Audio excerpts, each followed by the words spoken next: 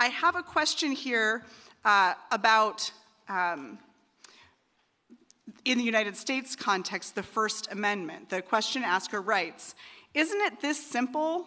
The First Amendment grants us the right to believe what we want, but not to impose our beliefs on others. If you are against abortion, don't get one. And recognize the right of women to control their own bodies and beliefs." Is it that simple? Should it be? The short answer is, you'd think. And I am not a legal expert, so this is where we need Mary Ann Case back. The ways that laws are written intentionally, from my understanding, is that in some ways they are written with vague loopholes so that when an anti-abortion law comes in, there are loopholes to challenge the existing laws and existing constitutional rights, so they can say, well, actually, from this angle, it's technically A, B, C, D. And that's usually what happens, which is why we see First Amendment rights being violated. That's from my understanding, but it is very dangerous to see, and scary to see, that those rights are being trampled on. Yes. I don't know if that answers the question, but that's to the best of my ability. I think it's very, very helpful. I have another question here that I think follows on in a constructive way. Question writer says, "I've heard it said that abortion should be legal, safe, and rare. How does access to contraception intersect with reproductive freedom in the US and in Latin America?" I feel like that's a three-part question. So the legal, safe, and rare slogan, if you will, that was used a lot in the 90s and early 2000s. And now, because of the existing landscape that we are in, a lot of reproductive rights advocates and leaders are moving away from the use of the word rare, because what it does is stigmatize certain groups of people, and it's usually people who need later abortions. And like I explained, a lot of those people who need later abortions are very misunderstood. They are the most harassed, and it's usually the hardest type of procedure to access. So now it's just generally referred to as abortion should be accessible and legal. And, the rare aspect, I feel like that's more personal, whether someone wants to access it or not. I think that moves into the personal realm. And what was the second part of your question? About how access to birth control. Contraception. Yeah, see, the thing is, they want to take birth control away too. And that is happening in different ways. And there have been a number of Supreme Court cases where that has been attacked and chipped away at different angles. Because when the Affordable Care Act came about, it was the biggest expansion of birth control this country's ever seen. And we saw reductions in teen pregnancies, we saw healthier outcomes. But the fundamental problem with that for the religious conservative argument was that it was giving women autonomy over their bodies. And it was the idea that you could have sexual rights and sexual freedom outside of the framework of reproduction, and they don't like that. And so that's where birth control is often lumped into the same pie, if you will, as abortion. But in my view, if you really are against abortion, then make birth control as accessible as possible. And some countries are making it available over the counter because there are such good benefits, and that's what it should be. So, yeah. Thank you. I really appreciate that. So I have a couple of questions here about the availability of and the sort of space between birth control and abortion, with medical abortion and prescription drugs, and then the restriction of the use of those prescription drugs to induce miscarriage. So you're talking about like when you can use the abortion pill. Okay, so the two distinctions, there's the medication abortion and the surgical abortion. A medication abortion is generally referred to as the abortion pill or pills. It's usually a series of pills. And the medical standards that are currently in place is that you can take them up to 10 or 11 weeks. Now, there are some advanced practitioners who will say that you could take it beyond that, but that's what the current legal standards allow for. Beyond that, you will have to get a surgical procedure, which is where you go to a clinic or a hospital and you have to get a procedure. So that's usually the distinction between the two. Thank you. And that this is also something that is being pursued in criminalization. Yes, they, and this is an interesting part of what's happening in Latin America. The surgical abortion part has been attacked for many years, but the really fascinating and interesting thing about medication abortion, because it's a pill, it has shifted, and you don't have to go to a doctor's office or a clinic. You can take it at home. And generally, the experience is like having TMI, but just so you all know, it's like having a very heavy period, but you don't have to be in a clinical setting. So what that did was shift the power out of these medical establishments directly into the hands of women in the safety of their own homes. Religious conservatives and anti-choice folks do not like that because that's taking the power away. So now they're trying to attack medication abortion, invoking things like the Comstock Act, another 1800s era, maybe even earlier law. And what they're using to attack medication abortion is substance abuse and obscenity laws, and they're trying to stop abortion pills from being shipped in the mail because shield law states are able to do that. Like New York can ship pills to someone in Texas, and that doctor cannot be prosecuted. So they're still trying to attack even abortion pills because they're recognizing the power that it has given women directly in their hands. And it gives me hope, but it also means that that's a whole new level of the fight. I have a question asker here who says that they appreciated the way that you named that one action that can be taken is to expose that bans don't stop abortions. And they ask, can we document a rise in illegal abortions? I think the short answer is yes.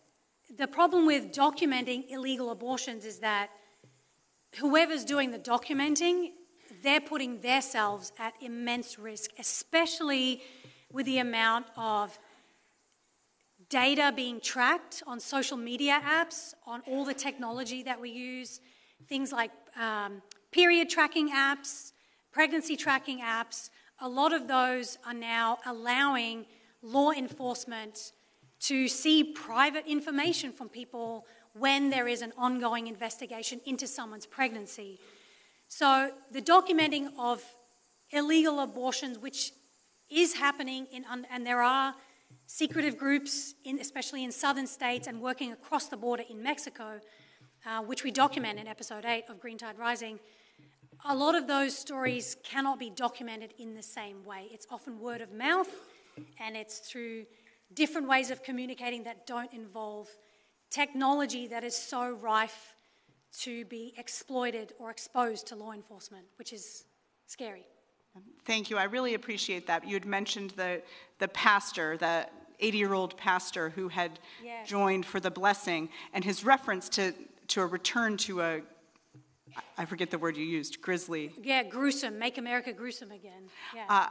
I wonder if there is storytelling about that. I feel that the new version of this is exactly what you are doing. It's the storytelling about a woman who loses her fertility or her life as a result of being denied needed medical care. So there are a couple of questions asked actually along these lines, saying we understand that the stories that are easier to empathize with, a woman whose baby has died and who is in need of life-saving medical intervention, a baby that would not be viable, that will die or suffer, a woman who is likely to be at risk of severe medical consequence, and that those stories have some of that gruesome power in the telling, but that there are, in fact, another set of stories that are harder to tell because perhaps they do not generate the same level of empathy from a broad audience. I wonder if you could speak to that tension in your work. Yes, thank you for that question. I actually really love speaking about that because the empathy factor is really hard to quantify and to move in a certain direction because of the fact that the anti-choice movement has been the loudest voice in the room. They've been able to weaponize certain phrases and establish a dominant narrative, especially with regard to later abortion. So the reasons people get abortions past the first trimester, there are generally three main categories. The first is that they find out information that they could not have known earlier in their pregnancy within the first trimester. The second is due to the fact that they are young or they have medical issues which prevent them from knowing about pregnancy or that they're pregnant. And the third category, which is becoming even more common because of abortion bans, is the additional barriers to access earlier in pregnancy. So the short film that I made, the young Latina woman that I profiled, hers was not a medical complication.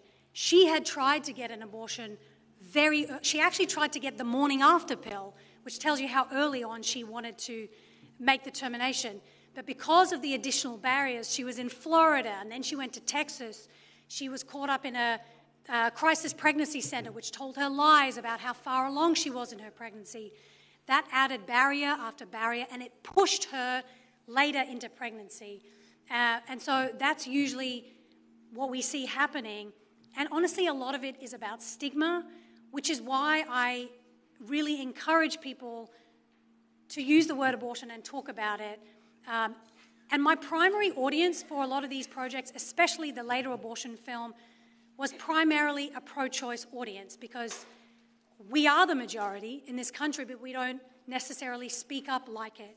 So the film was aimed at giving people the tools, the resources, the stories, the facts about why we should protect abortion access at all stages of pregnancy.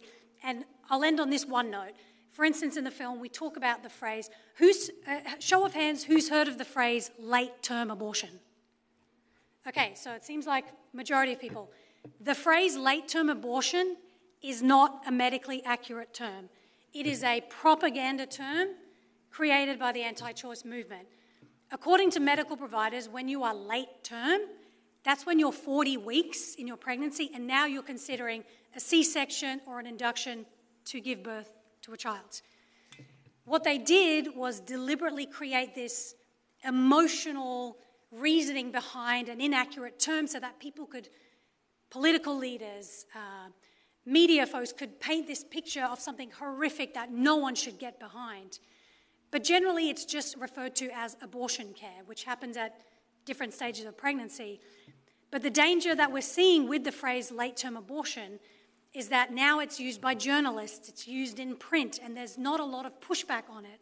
So what I want to do with these stories is to push back and just give people even that one tool to be in conversation when they hear someone say, well, and I've heard this many times by very well-meaning people who say things like, well, I'm pro-choice, I'm pro-abortion, but not in the 6th, 7th, or 8th month. That's just taking it too far. I don't believe in late-term abortion. Just to be able to say, excuse me a second, late-term abortion is actually not a medically accurate phrase, and actually, here are the reasons why people need abortion later in pregnancy, and maybe we should stop using stigmatizing and inaccurate language. So, thank you for that. Thank you for the helpful response. This is such fraught conversation, and yes. So we often do find that our vocabulary is, that we stumble or we're struggling to find the ways to talk about this, especially across difference. I have a couple of wonderful questions here. I just have time to ask two more. We'll do them quickly. This question is a tricky one, and I think you've gestured toward it by connecting racial justice, social justice, and reproductive rights. The question asker says, what's next when bodily autonomy is criminalized in the area of reproduction? How else are people's bodies being policed and criminalized? That is a great question. Thank you to whoever asked that. We are already seeing that. We're seeing that in the criminalization of trans rights, especially trans youth in the country. This idea of bodily autonomy is not just about abortion and birth control, and there's only so much I can fit into 45 minutes, obviously, but we're seeing it in the way parental rights are being taken away from families who have trans kids, the way that they're attacking parents with trans kids by forcing teachers to report them to authorities and potentially having those kids taken away from them. That's just one example. Another example related to medication abortion, they're using substance abuse laws to also criminalize people who may have nothing to do with, or weren't even seeking an abortion. There are women who go to the hospital to give birth and maybe have the remnants of a substance or a medication in their system, and that is detected or suspected by the nurses or doctors. The first thing those nurses and doctors do is call the authorities. Then the authorities come into the hospitals, they take away the children, and now we've got a whole fraught situation of a mother being criminalized for a substance that she may have not even known was in her body. Those things are happening, were already happening prior to the Dobbs decision in states like Wisconsin, and there are documentaries showing these things happening. So it is really scary. Bodily autonomy is not just about reproductive rights, it's about how we have the freedom and dignity to decide what's best for our lives, our children, our families, without the threat of outside forces policing that, essentially. Asha, thank you very, very much. The final question that I would pose to you is about the religious community for reproductive choice and about how it is organized. Is there a way for people to connect with that work on a national level or on a local level? Yes. So you can go to rcrc.org, and there are ways you can get involved. The clinic blessing event that I mentioned, we've got one coming up in Wisconsin in September. That's probably the main event that we do, like public-facing event that we do. But we also offer a lot of online resources for religious leaders, people who want to accompany women and pregnant people to get abortions. We offer spiritual training and leadership symposiums and workshops. We have started a website called Abortions Welcome. I think it's just abortionswelcome.org or .com. Try one of those two.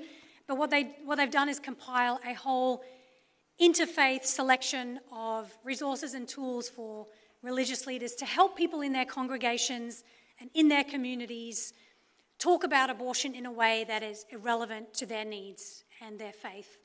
I think since the Dobbs decision especially, and in the lead up, the organisation really saw its role as a place to accompany faith leaders in the fight ahead.